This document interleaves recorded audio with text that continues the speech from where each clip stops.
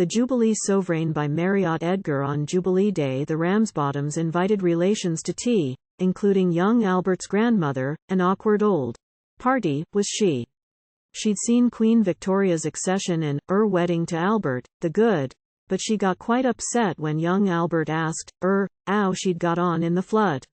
She cast quite a damper on party, but she warmed up a bit after tea, and gave Albert a real golden sovereign she'd been saving since last Jubilee.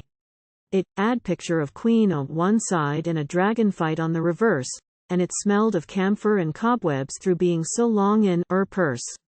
Albert handled the coin, and kissed it, and felt the rough edge with his tongue, for knew by the look of his father that it wouldn't be is very long.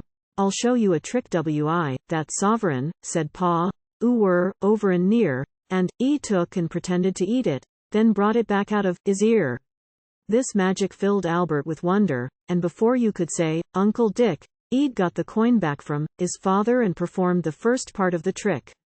When they all saw where the money had gone with excitement, the relatives burned, and each one suggested some process for getting the money returned. Some were for fishing with tweezers, while some were for shaking it out.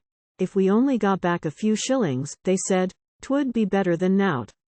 They tried, holding Albert downward and giving his shoulders a clump, till his uncle, who worked for a chemist, said, "There's nout for it but stomach pump."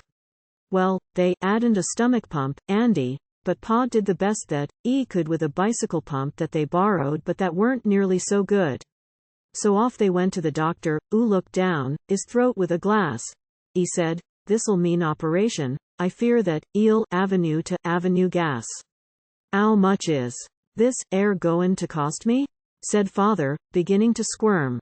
"I'm afraid that it comes out expensive. The best gas is 8 pence a therm.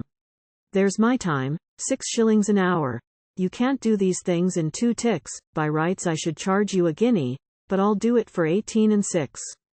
"What, 18 and 6 to get Sov'reign?" said Father. "That doesn't sound sense. I'll tell you. You'd best keep young Albert and give us the odd 18 pence. The doctor concurred this arrangement, but to this day he stands in some doubt as to whether he's in 18 shillings or whether he's 18 pence out.